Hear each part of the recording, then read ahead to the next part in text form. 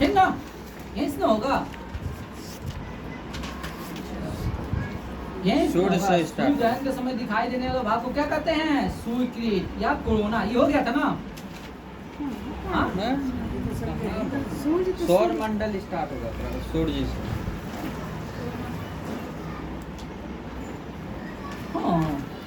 सूर्य से स्टार्ट होगा सौरमंडल हो गया। सौर और मंडल। उससे पहले नहीं हुआ है? हाँ? इसके पहले मतलब सूर्य स्टार्ट होगा। सूर्य स्टार्ट हुआ। हाँ। और हम आए हैं सूर्य किरण से, वो गंगा में सेंटिंग लगा हुआ। चलो पेज नंबर 75। चलिए निकालिए, सूर्य से स्टार्ट होगा ना? सूर्य। तो लगा ये प्रमाण।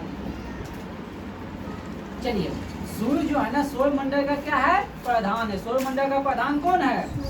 सूर्य। सौर मंडल का प्रधान कौन है? सूर्य। ये हमारी मंदाकिनी दूध मेल्था से के केंद्र से लगभग 30,000 प्रकाश वर्ष दूरी पे एक कोने में स्थित है।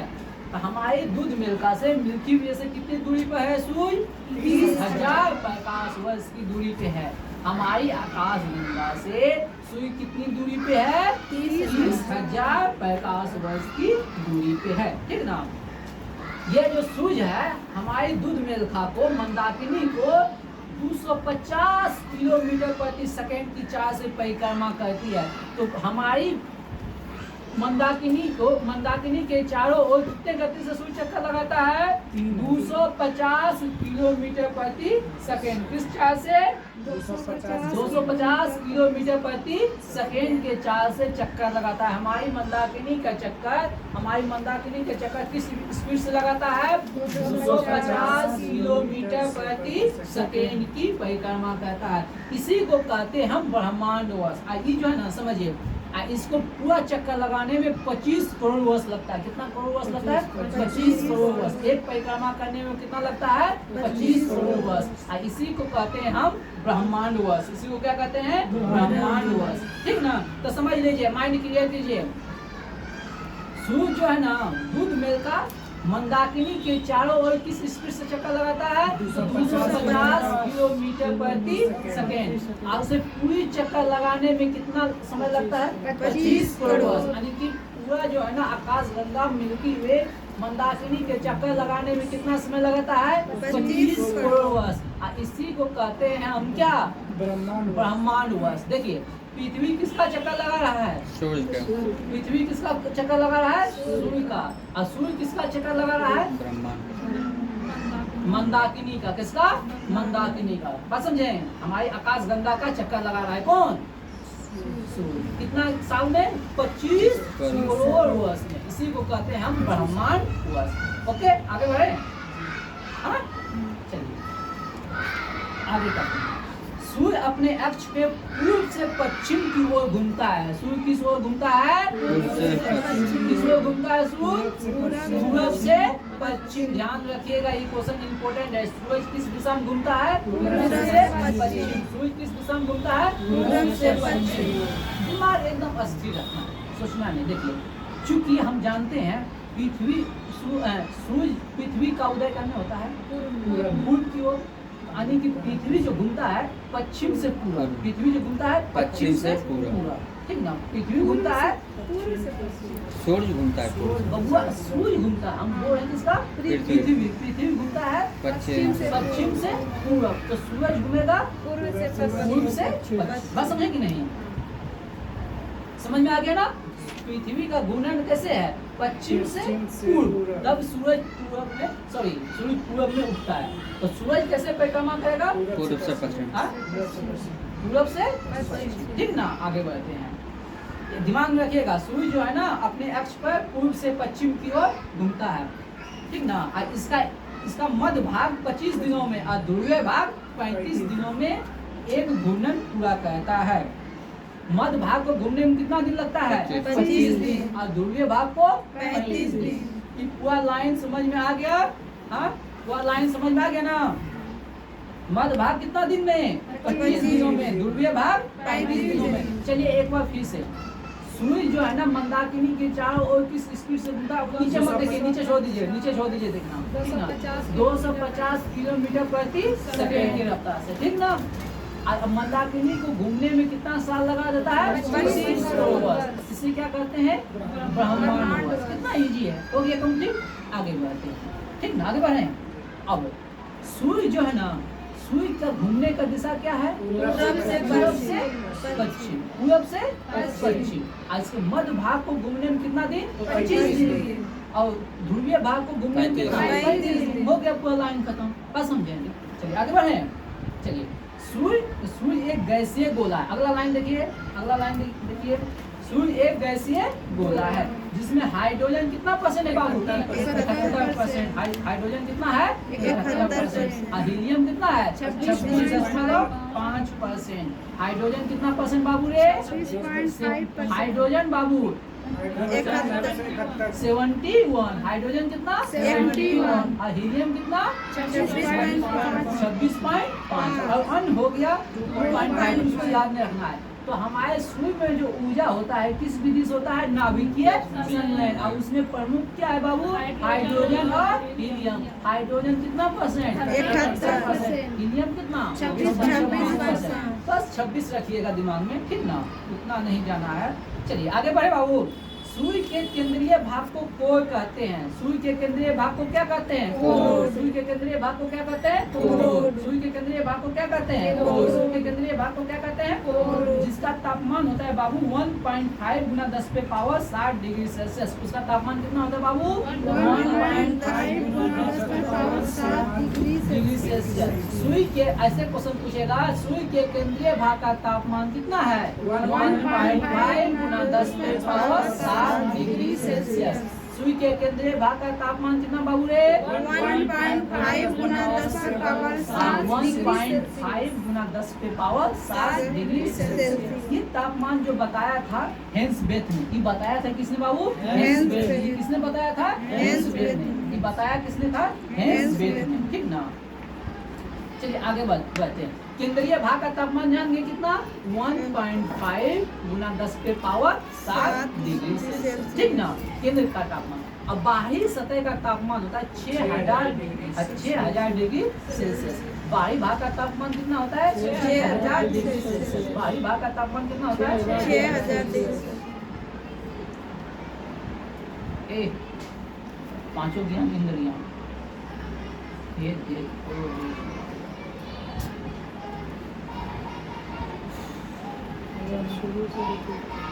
चलिए एक बार कर देते हैं शुरू से। सूर्य सौरमंडल का केंद्र में कौन है? सूर्य, ठीक ना? ये हमारे मंदाकिनी से कितना दूर है? 30,000 प्रकाश वर्ष। हमारी मंदाकिनी से कितना दूर है? 30,000 प्रकाश वर्ष। हमारी मंदाकिनी से कितना दूर है? 30,000 प्रकाश वर्ष, ठीक ना?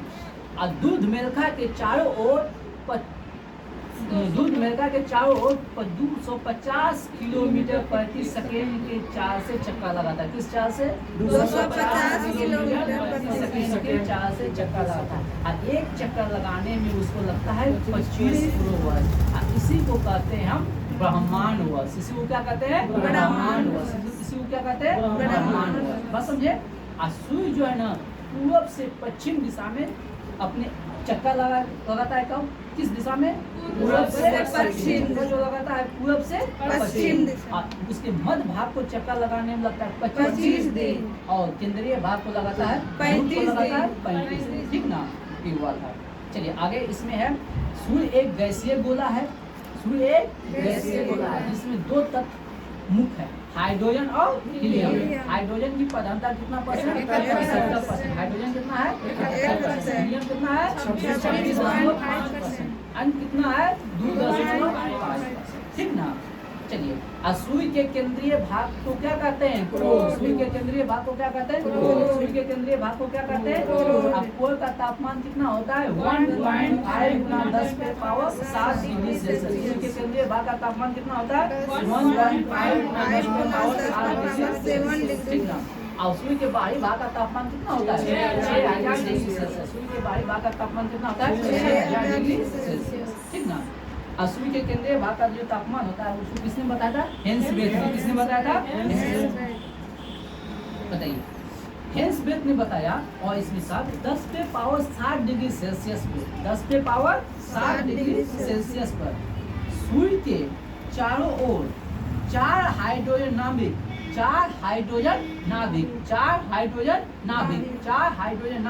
मिलकर एक हीलियम नाभिक का निर्माण करता है। 4 हाइड्रोजन के नाभिक मिलके एक हीलियम के नाभिक का निर्माण करेगा। बात समझे? 4 हाइड्रोजन के नाभिक मिलके एक हीलियम के नाभिक का निर्माण करेगा। किस तापमान पे? 10 पे पावर 60 डिग्री सेल्सियस पे। 10 पे पावर 60 डिग्री सेल्सियस पे। ये बात किसने बताया? हेंस बेथ ने। किसने बताया? हेंस बेथ ने। किसने बताया? हेंस बेथ ने। बात समझे? अर्थात सुई के केंद्र पर नाभिकीय संलयन होता है, तो पहले ही जानते हैं। बात समझे? कितने डिग्री सेल्सियस पर नाभिकीय संलयन होता है? 10 पे पावर 10 पे पावर 60 डिग्री सेल्सियस पे 4 गो हाइड्रोजन नाभिक मिलके एक हीलियम नाभिक का निर्माण करता है। बात समझे? चलिए, संतोष कुमार एक्टिव होगो पूरा बढ़िया से, सब ज्ञान इंद्रियों को साथ ला। यही सब कमजोरी पढ़ाई का हर समय आएगा, ठीक ना? चलिए आगे बढ़ते हैं। चलिए, सुई के दीप्तिमान सतह को प्रकाश मंडल कहते हैं या फोटोस्फीयर कहते हैं। सुई के दीप्तिमान सतह को क्या कहेंगे? प्रकाश मंडल या फोटोस्फीयर, ठीक ना? सुई के दीप्तिमान सतह को क्या कहेंगे? प्रकाश मंडल। दीप्तिमान सतह को क्या कहेंगे? प्रकाश मंडल। सुई के दीप्तिमान सतह को क्या कहेंगे? प्रकाश मंडल। हाँ, प्रकाश मंडल के किनारे प्रकाश नहीं होते हैं। प्रकाश मंडल के किनारे प्रकाश नहीं होते हैं, क्योंकि वायुमंडल प्रकाश का क्या कर लेता है? अवशोषण कर लेता है। इसे कहते हैं वनमंडल या क्रोमोस्फीयर, ठीक ना? तो वनमंडल में प्रकाश होता है? वनमंडल में प्रकाश होता है? नहीं। ये प्रकाश का कौन सा सतह है? सुई का कौन सा सतह है? बाहरी सतह। सुई का कौन सा सतह है? बाहरी सतह, ठीक ना? जिसके क्यों नहीं होता है? वायुमंडल द्वारा क्या कर दिया जाता है? अवशोषण। प्रकाश जो है वायुमंडल के द्वारा क्या कर देता है? अवशोषण, ठीक ना? तो इसे कौन सा मंडल कहेंगे? वर्णमंडल। कौन सा मंडल कहेंगे? वर्णमंडल। ये लाल रंग का होता है। कैसा होता है? लाल रंग। तो यहाँ कंफ्यूजन होता है बाबू, लाल रंग है तो सोचिए प्रकाश है, ये है, ठीक ना? लेकिन प्रकाश नहीं है। एक बार फिर से देख लो, बढ़िया से इसको समझ लो। सुई के दीप्तिमान सतह को क्या कहेंगे बाबू? प्रकाश मंडल। सुई के दीप्तिमान भाग को क्या कहेंगे? प्रकाश मंडल। प्रकाश सुई के दीप्तिमान सतह को क्या कहेंगे? प्रकाश मंडल। और जो प्रकाश मंडल है, उसके किनारे पे प्रकाश नहीं होता है। उसके किनारे पे प्रकाश नहीं। प्रकाश मंडल के किनारे पे प्रकाश नहीं होता है। क्यों नहीं होता है? क्योंकि उस प्रकाश को वायुमंडल क्या कर लेता है? अवशोषित। उस प्रकाश को वायुमंडल क्या कर लेता है? अवशोषित। उस प्रकाश को वायुमंडल क्या कर देता है? अवशोषित कर देता है। उस प्रकाश को वायुमंडल क्या कर देता है? अवशोषित कर देता है, जिसे कहते हैं वनमंडल। जिसे क्या कहते हैं? वनमंडल। जिसे क्या कहते हैं? वनमंडल। बात समझे कि नहीं? समझ में आ गया? ये कैसा दिखाई देता है? लाल। कैसा दिखाई देता है? लाल। बोलेगा वनमंडल का रंग कैसा होता है? वनमंडल का रंग कैसा होता है? लाल। प्रकाश मंडल के बाहरी भाग को क्या कहेंगे? वनमंडल। प्रकाश मंडल के बाहरी भाग को क्या कहेंगे? वनमंडल। प्रकाश मंडल के बाहरी भाग को क्या कहेंगे? वनमंडल। उसका रंग कैसा होता है? लाल। रंग कैसा होता है? लाल। चलिए आगे बढ़िए। सूर्य ग्रहण के समय दिखाई देने वाला भाग को सूर्य पीठ कहते हैं या कोरोना। सूर्य ग्रहण के समय दिखाई देने वाला भाग को क्या कहते हैं? सूर्य किरण। जिसे हम क्या कहेंगे? कोरोना। जिसे क्या कहेंगे? कोरोना। सूर्य ग्रहण के समय दिखाई देने वाले भाग को क्या कहेंगे? सूर्य किरण या कोरोना। सूर्य ग्रहण के समय दिखाई देने वाले भाग को क्या कहेंगे? सूर्य किरण या कोरोना। सूर्य किरण या कोरोना। याद रखिएगा, कोरोना ही इंग्लिश नेम, ठीक ना? सूर्य ग्रहण के समय दिखाई देने वाले भाग को क्या कहेंगे? कोरोना। क्या कहेंगे? कोरोना। आगे बढ़िए, ठीक ना? यह सूर्य का बाह्यतम परत होता है। यह सूर्य का बाह्यतम परत होता है। सूर्य किरण से एक्स किरणें निकलता है। कौन सा किरण निकलेगा? एक्स किरण। तो इसीलिए जब सूर्य ग्रहण होता है, सूर्य ग्रहण के समय हमको सूर्य को अपनी नंगी आंखों से नहीं देखना चाहिए, क्योंकि कौन सा किरण निकल रहा है? एक्स किरण। सूर्य ग्रहण के समय हमें आंख से सूर्य को दिखना नहीं चाहिए, क्योंकि कौन सा किरण निकल रहा है? एक्स किरण, ठीक ना? जो कि हमें हानि पहुंचाएगा, ठीक ना? इसे सुई का मुकुट भी कहा जाता है। कहता है पूर्ण सुई ग्रहण के समय सुई कीट से प्रकाश की प्राप्ति होती है। पूर्ण सुई ग्रहण के समय सुई कीट से प्रकाश की प्राप्ति होती है। चलिए इसमें उतना इम्पोर्टेंट लाइन है, इम्पोर्टेंट लाइन यही है, सुई ग्रहण के समय दिखाई देने वाले भाग को क्या कहेंगे बाबू? कोना। उसी को हिंदी में क्या कहेंगे? ऐसे कौन सा किरण निकलेगा? एक्स किरण। इससे कौन सा किरण निकलेगा? एक्स किरण। और सुई की प्राप्ति, उस सुई को ऊर्जा की प्राप्ति किससे होगा? सुई कीट से होगा। किससे होगा? सुई। ये बस ऐसे जान लीजिए। चलिए आगे बढ़े। चलिए सुई की उम्र जो है 5 मिलियन वर्ष है। सुई की उम्र कितना है? 5 मिलियन वर्ष। सुई की उम्र कितना है? 5 मिलियन वर्ष। सुई की उम्र कितना है? 5 मिलियन वर्ष। सुई की उम्र कितना है? 5 मिलियन वर्ष। चलिए आगे बढ़िए। आज कहता है भविष्य में कब तक ऊर्जा देते रहेगा सुई? 10 में पावर 11 वर्ष तक।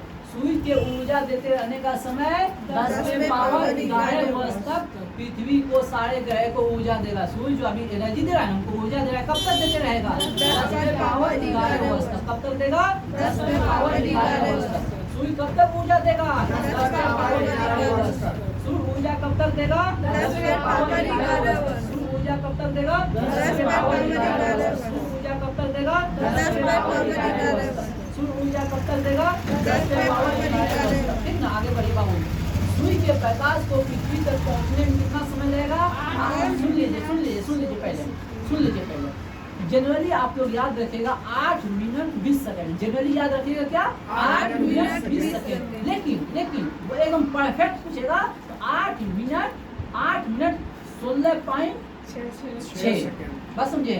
8 मिनट 16.6 बस समझे? लेकिन 90% 99% एग्जाम में आता है 8 मिनट 20 सेकंड। बस समझे कि नहीं? क्लियर हो गया? चलिए आगे बढ़िए। चलिए सूर्य ज्वाला का उत्तरी ध्रुव को कहते हैं ऑरोरा बोरियालिस। ठीक ना? सूर्य ज्वाला के उत्तरी ध्रुव को कहते हैं ऑरोरा बोरियालिस। Aurora borealis. ठीक ना?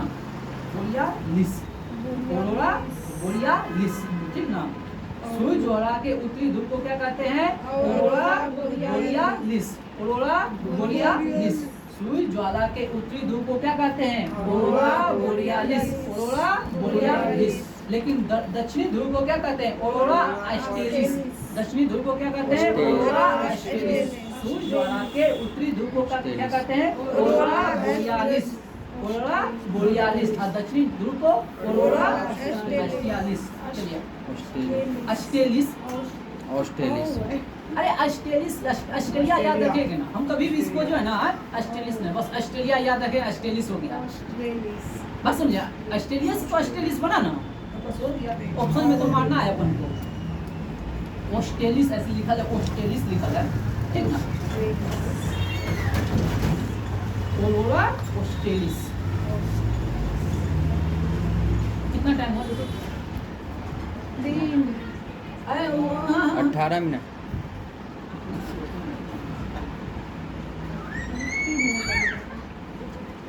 कितना हुआ? 3 बजा है। तब तो मेरा टाइम पूरा। हाँ? आज डिटेल नहीं किया। इतना बढ़िया से आप लोग जवाब देते मदद करता है। देखते हैं ये लोग जवान सबके यार फॉर्म में आता है, टक्कर देता है। जब मतलब किसी से क्वेश्चन पास नहीं होगा ना, हाँ किसी से नहीं, तरस जाए जो हाँ गलती करें हम बताएं, तब मजा आता है। इसमें थोड़ी ना शुरू में लगा है, अंतिम में जाते जाते बेचारा सब जो है ना। चलिए आगे बढ़ते हैं। चलिए अगला है बॉक्स वाला क्वेश्चन है ना, ब्रह्मांड के बारे में हमारा बदलता दृष्टिकोण है ना बॉक्स वाला क्वेश्चन। चलिए बॉक्स वाला क्वेश्चन नहीं वहाँ। चलिए कहता पृथ्वी को संपूर्ण ब्रह्मांड का केंद्र माना जाता था। सुनिए पहले ध्यान से सुनिएगा। सबसे पहले पृथ्वी को ब्रह्मांड का केंद्र माना जाता था। किसने? एक था बकलोल-टोल्मी। कौन था? टोल्मी। सुनिए वहाँ नीचे मत देखिए। टोल्मी महोदय जो है ना पृथ्वी को ब्रह्मांड का केंद्र माना। पृथ्वी को ब्रह्मांड का केंद्र मान लिया कौन? टोल्मी। तो इसी को से नाम दिया भू केंद्रीय का सिद्धांत। भू केंद्रीय सिद्धांत। तो क्वेश्चन पूछेगा भू केंद्रीय सिद्धांत किसने दिया? टॉलमी ने। भू केंद्रीय सिद्धांत किसने दिया? टॉलमी। अब ब्रह्मांड का केंद्र किसको माना? पृथ्वी को। ब्रह्मांड का केंद्र माना किसको? पृथ्वी को। यानी कि पृथ्वी का चक्कर कौन लगा रहा है? सूर्य। पृथ्वी का चक्कर कौन लगा रहा है? सूर्य। जैसे अभी हम लोग देखते हैं तो देखते हैं पृथ्वी को अस्थिर सूर्य भगवान घूम रहा है, हैं? तो इसी को देख के बोले रे सूर्य पृथ्वी अस्थिर है और सूर्य क्या लगा रहा है? चक्कर, टॉलमी। बात समझे? तो भू केंद्रीय सिद्धांत किसने दिया है? टॉलमी ने। किसने दिया? टॉलमी। बात समझे कि नहीं? जिसने पृथ्वी को क्या माना? केंद्र। पृथ्वी को क्या माना? केंद्र। चलिए आगे बढ़िए। अगला क्वेश्चन है, फिर आता है सूर्य के केंद्रीय सिद्धांत को दिया कोपरनिकस ने। इसको सुधारा कौन? कोपरनिकस। इसको सुधारा कौन? कोपरनिकस। तो ये बताया क्या? सूर्य के केंद्रीय सिद्धांत। सूर्य को केंद्रीय सिद्धांत। तो अब कोपरनिकस जो है ना, कोपरनिकस सूर्य को केंद्र माना। किसको केंद्र माना? अब बाकी ग्रह को बोला इसका चक्कर लगाता है, बाकी ग्रह इसका चक्कर लगाता है। तो सूर्य के केंद्र को केंद्र किसने माना? कोपरनिकस। सूर्य को केंद्र किसने माना? कोपरनिकस। अब बाकी ग्रह इसका क्या लगाता है? चक्कर। बात समझे कि नहीं? अब पृथ्वी को केंद्र किसने माना? टॉलमी ने। पृथ्वी को केंद्र किसने माना? टॉलमी। तो केंद्रीय भू केंद्रीय केंद्र का सिद्धांत दिया और सूर्य को केंद्र माना तो सूर्य केंद्रीय सिद्धांत दिया, ठीक ना? अब आता है एक आता है केपलर। एक कौन आता है? केपलर। कौन आता है? केपलर। ग्रहों की गति का सिद्धांत दिया। ग्रहों की गति का नियम किसने दिया? केपलर। ग्रहों की गति का नियम किसने दिया? केपलर। ग्रहों की गति का नियम किसने दिया? केपलर। अब ग्रह कैसे किस कक्षा में गति करता है? दीर्घवृत्तीय। दीर्घवृत्तीय कक्षा पे। किस कक्षा पे गति करता है? दीर्घवृत्ताकार कक्षा पे ग्रह गति करता है। दीर्घवृत्ताकार कक्षा पे। चलिए एक बार फिर से फाइनल टच देख लेते हैं। फिर से सुन लीजिए। भू केंद्रीयकरण का सिद्धांत किसने दिया? टॉलमी। केंद्र किसको माना? पृथ्वी। केंद्र किसको माना? पृथ्वी। Crystal clear. अब सूर्य केंद्रीयकरण का सिद्धांत किसने दिया? कोपरनिकस। केंद्र किसको माना? सूर्य को। केंद्र किसको माना? सूर्य को। बात समझे? अब बाकी ग्रह इसका चक्कर लगाएगा। अब ग्रहों की गति के नियम किसने दिया? केपलर ने। ग्रहों की गति का नियम किसने दिया? केपलर ने। यानी ग्रह जो गति करता है, ग्रह घूमता है ना सूर्य के चारों ओर, किस नियम से घूमता है? इस नियम को किसने दिया? केपलर ने। ग्रहों की गति का नियम किसने दिया? केपलर। और ग्रह किस कक्षा में गति करता है? दीर्घवृत्ताकार कक्षा में। किस कक्षा में गति करता है? दीर्घवृत्ताकार कक्षा में। बात समझे कि नहीं? चलिए इतना का हो गया। चलिए आगे बढ़ते हैं। आगे बढ़े। कहता है सूर्य के धब्बे क्या है? जलते हुए गैसों का खोज। सूर्य के धब्बा क्या हुआ? जलते हुए गैसों का खोज। का तापमान जो है ना आसपास के तापमान से 1500 डिग्री सेल्सियस कम होता है। सूर्य के धब्बे का तापमान आसपास के तापमान से 1500 डिग्री सेल्सियस कम होता है। सूर्य के धब्बे का तापमान आसपास के तापमान से कितना कम होता है? 1500 डिग्री सेल्सियस कम होता है। सूर्य के धब्बे का तापमान आसपास के तापमान से कितना कम होता है? 1500 डिग्री सेल्सियस कम होता है। बात समझे ना? सूर्य धब्बे का एक चक्र 22 वर्षों का है। सूर्य धब्बे का एक चक्र कितने वर्षों का होता है? सूर्य धब्बे का एक चक्र कितने वर्षों का होता है? 22। पहले 11 वर्ष धब्बा बढ़ता है। पहले 11 वर्ष धब्बा बढ़ता है। अब फिर अगले 11 वर्ष धब्बा क्या होता है? घटता है। बात समझे कि नहीं? सूर्य के धब्बे का तापमान आसपास के तापमान से कितना कम होता है? 1500 डिग्री सेल्सियस। कितना कम होता है? 1500 डिग्री सेल्सियस, ठीक ना? इसका चक्र कितना साल में पूरा होता है? 22 वर्ष। कितना? सूर्य के धब्बे का एक चक्र कितना साल में पूरा होता है? 22 वर्ष। पहले 11 साल क्या होता है? बढ़ता है। फिर अगले 11 साल क्या होता है? घटता है, ठीक ना? चलिए अगला लाइन को स्टार लगा दीजिएगा बाबू साहब, बहुत अच्छा से। अगला लाइन को बहुत अच्छा से स्टार लगा दीजिएगा। जब सूर्य की सतह पर धब्बा दिखाई देता है, जब सूर्य की सतह पर धब्बा दिखाई देता है, उस समय पृथ्वी पर चुंबकीय झंझावत उत्पन्न होती है। जब सूर्य की सतह पर धब्बा दिखाई देता है, उस समय पृथ्वी पर चुंबकीय झंझावत उत्पन्न होते हैं। इसको अंडरलाइन कर दो बाबू, स्टार लगा दो। जब सूर्य की सतह पे धब्बा दिखाई पड़ता है, उस समय पृथ्वी पर चुंबकीय झंझावत उत्पन्न होते हैं। इससे चुंबकीय सूर्य की दिशा बदल जाती है। इससे चुंबकीय सूर्य की दिशा बदल जाती है। जैसे रेडियो हो गया, टेलीविजन हो गया, बिजली हो गया, चालित मशीन हो गया आदि में गड़बड़ी उत्पन्न। ऐसे समझो जब बिजली तड़कता है तो रेडियो सब, मोबाइल का टावर, टीवी सब सिग्नल देना बंद कर देता है ना, गड़बड़ी आ जाता है ना सिग्नल देने में, नेटवर्क पकड़ने में गड़बड़ी हो जाता है ना। तो उसे समझिए वो है किसके कारण, चुंबकीय झंझावात। चुंबकीय झंझावात कब दिखाई देगा, जब सुई पे धब्बा दिखाई देगा। धब्बा क्या हो, जलते हुए गैस।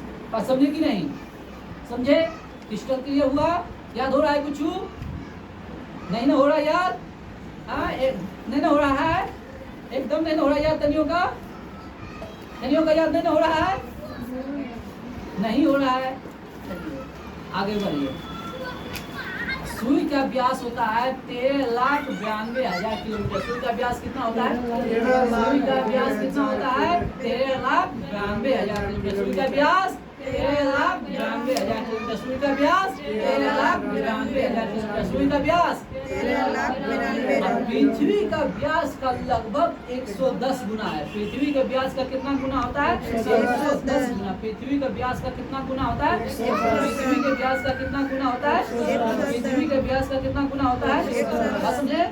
सुई का व्यास कितना होता है, 13,92,000। सुई का व्यास कितना होता है, 13,92,000। सुई का व्यास कितना होता है, 13,92,000। अब पृथ्वी का व्यास का कितना होता है, 110 110 गुना। कितना होता है, लगभग 110 गुना।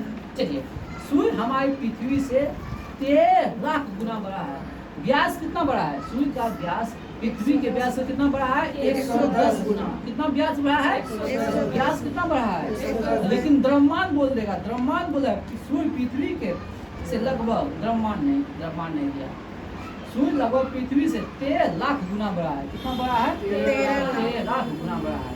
और सूर्य पृथ्वी को सूर्य ताप का 2 अरबवां भाग मिलता है। पृथ्वी को सूर्य का तापमान का कितना मिलता है, 2 अरबवां भाग। समझ लो कितना कम टेम्परेचर पृथ्वी को प्राप्त होता है सूर्य से, फिर भी समझो इतना गर्मी है। मात्र 2 अरबवां भाग, 2 अरबवां भाग। बस समझे, अरब नहीं होता है, यानी कि 1 अरब में से उसका मात्र 2% भाग मिलता है पृथ्वी को, समझे। चलिए अगला मध्यरात्रि सूर्य का अर्थ है सूर्य ध्रुवीय वृत्त घेरे तक चमकना। मध्यरात्रि का सूर्य आर्कटिक क्षेत्र में दिखाई पड़ता है। समझिए यहाँ से यही क्वेश्चन पूछने वाला है। मध्यरात्रि का सूर्य कहाँ, किस भाग में दिखाई देता है, आर्कटिक भाग में। मध्यरात्रि का सूर्य कहाँ दिखाई देता है, आर्कटिक भाग में। मध्यरात्रि का सूर्य कहाँ दिखाई देता है, और मध्यरात्रि का सूर्य प्रदेश किसे कहा जाता है, नॉर्वे को। नॉर्वे को कहते हैं, आर्कटिक क्षेत्र के आसपास नॉर्वे आता है। चलिए नॉर्वे ना, ताकि आर्कटिक क्षेत्र के आसपास में नॉर्वे है। चलिए आगे आइए। अंतर्राष्ट्रीय खगोल शास्त्रियों का संघ, समझिए यहाँ समझिए। परिराग में 2006 में सम्मेलन हुआ था अंतर्राष्ट्रीय खगोल शास्त्रियों का। कहाँ सम्मेलन हुआ था, परिराग में। कब हुआ था, 2006 में। पहले 9 ग्रह था, पहले कितना ग्रह था, 9 ग्रह। तो 9वां ग्रह था प्लूटो, जो सबसे छोटा था, ठीक ना। अब उसको क्या किया, उसका मान्यता खत्म कर दिया। परिराग में सम्मेलन हुआ था कब, 2006 में, जिसमें प्लूटो की ग्रह की सदस्यता क्या किया, समाप्त। क्यों किया, ग्रह के बारे में कहा जाता है वो अपने कक्षा में चक्कर लगाता है, ठीक ना। लेकिन प्लूटो जो था वो बुध के कक्षा में भी जो घुस जाता था। समझे, वो अपने घर में डांस करते करते वो कब पता चल जाता था, बुध में पता नहीं चलता था उसको। तो पता नहीं कि खतरा कभी टकरा जाएगा दोनों, ठीक ना। इसलिए तुम ग्रह नहीं, तुम ग्रह नहीं, उसको ग्रह के सही हटा दिया। अब पौना ग्रह में उसको डाल दिया। बात समझे कि नहीं। पहले को ग्रह था 9, अब को हो गया 8। चलिए आगे बढ़िए। अब है अगला परंपरागत ग्रह। कौन सा, परंपरागत ग्रह। कौन है, बुध, शुक्र, पृथ्वी, मंगल, बृहस्पति, शनि, अरुण, वरुण। कौन है परंपरागत ग्रह, बुध, शुक्र, पृथ्वी, मंगल, बृहस्पति, शनि, अरुण, वरुण, ठीक ना। बुध, शुक्र, पृथ्वी, मंगल, बृहस्पति, शनि, अरुण, वरुण, याद रखिएगा। परंपरागत ग्रह बुध, शुक्र, पृथ्वी, मंगल, बृहस्पति, शनि, अरुण, वरुण, ठीक ना, याद रखिएगा। अब बौना ग्रह कौन कौन है, बौने ग्रह कौन कौन है, प्लूटो हो गया, चेरॉन हो गया, प्लूटो हो गया, चेरॉन हो गया, सेरस। प्लूटो, चेरॉन, सेरस। प्रोटोचेरोन्सेरस, प्रोटोचेरोन्सेरस, प्रोटोचेरोन्सेरस। और 2003 यूपी 313, 2003 ये सब होने ग्रह, ये सब कौन सा ग्रह है? बौना ग्रह। कौन कौन हो गया? प्रोटो हो गया, प्रोटो हो गया, चेरोन हो गया, सेरस हो गया, 2003 यूबी 313। ठीक ना, याद रखिएगा, सब बौने ग्रह के श्रेणी में आता है। और लघु खगोलीय पिंड कौन कौन होता है? लघु खगोलीय पिंड को धूमकेतु हो गया, उपग्रह हो गया, उल्का पिंड हो गया। ये सब क्या कहलाता है? लघु खगोल मंडलीय पिंड। चलिए इसको आज यहीं तक रहने देते हैं। अब आइए इंडियन ज्योग्राफी को काट दो।